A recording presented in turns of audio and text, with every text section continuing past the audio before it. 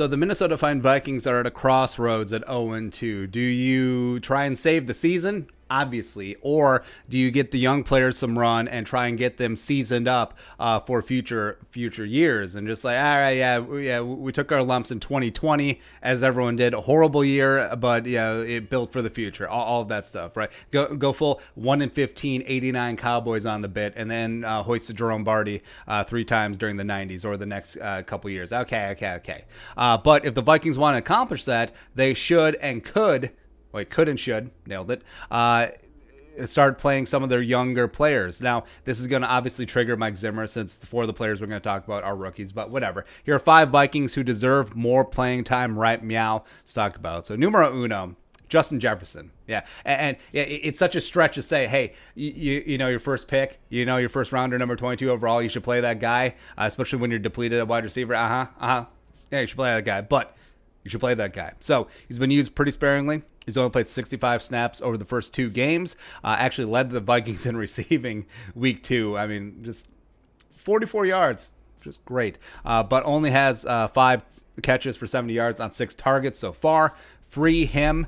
Free Justin Jefferson. Let him get all the targets. I mean, there's a reason why he had 111 catches and 1,500 plus yards receiving and 18 touchdowns for the national champion, Louisiana Tigers. Go Tigers. And also made Joe Burrow the Heisman Trophy winner and the number 1 overall pick. Yeah, it's all Justin Jefferson face, right? So I understand that BC, as the veteran, even though a second-year veteran, was given the number 2 spot.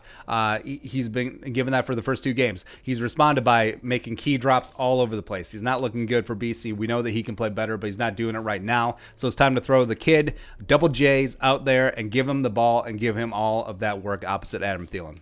Next up, number 2 Viking, who deserves more playing time, James friggin' Lynch, or any playing time. How about that for James Lynch? How about that? All right, so rookie 4th-round pick out of Baylor, Big 12 Defensive Player of the Year, racked up 16 sacks and 70 pressures last year. And I don't care that he's a D-end in D-tackle clothing or the other way around. Really don't care that he is a bit of a positional orphan. Really don't care. Penetration is the key in getting your ass off the field, as well as against the run game, where the Vikings are 28th in the league. Shamar Stephen, Jaleel Johnson, Armon Watts are not getting it done on the interior. You refuse to play Hercules Mataafa for whatever reason. So let this rolling ball of knives and teeth just get in there and just like F up some spaghetti.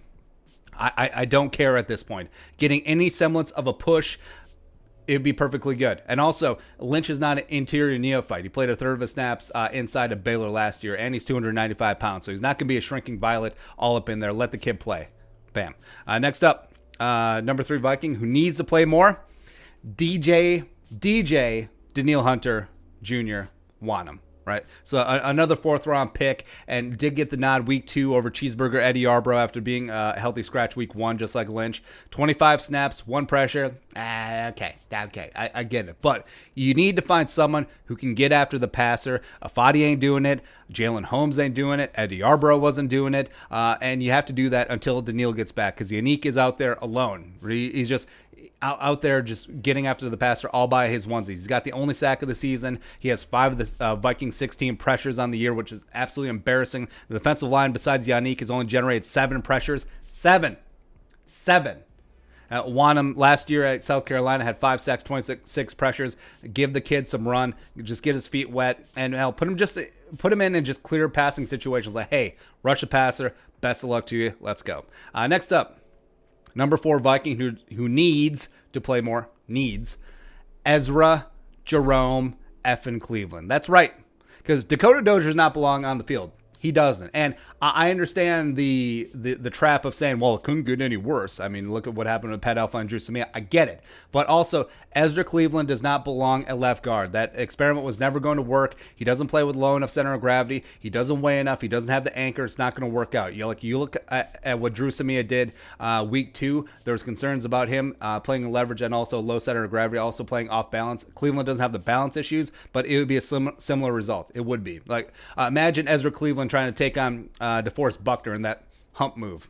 Good luck. But Ezra Cleveland needs to be the Vikings starting left tackle right now. Kick Riley Reef inside. If he pisses and moans about it, be like, guess what, Riley? You are a captain. You are a leader. You need to do what's best for the team. So move your ass inside.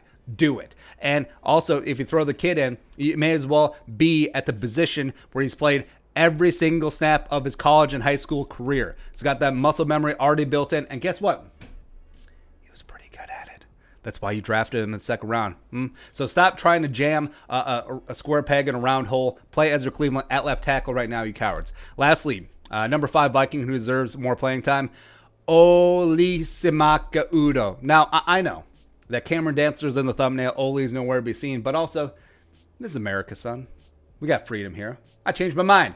And also, like Cameron Dantzler, once he gets back from the ribs, he's going to play anyway. So Okudah, we talked about how Drew Samia has been pampered and given all the chances in the world. 4th round pick, was given all the chances and given the spot over Okudah. Okudah should be a guard. And frankly, if they don't want to cap his potential, needs to move into guard, because if Ezra's at left tackle, Brian O'Neill obviously is going to be at right tackle. Where's Okudah going to go, right? So try him out at right guard. He's just as mobile as Drew Samia. He's certainly more strong than Drew Samia. He's got a better anchor. He plays with a lower center of gravity. And also, I want to see DeForest Buckner try to move the absolute mountain that is Okudah. Yeah, try the hump move on him. Yeah, you're going to get humped back. That's what happens, right? So play Okudah, you friggin' cowards. But other than that, we have no thoughts. So that's it.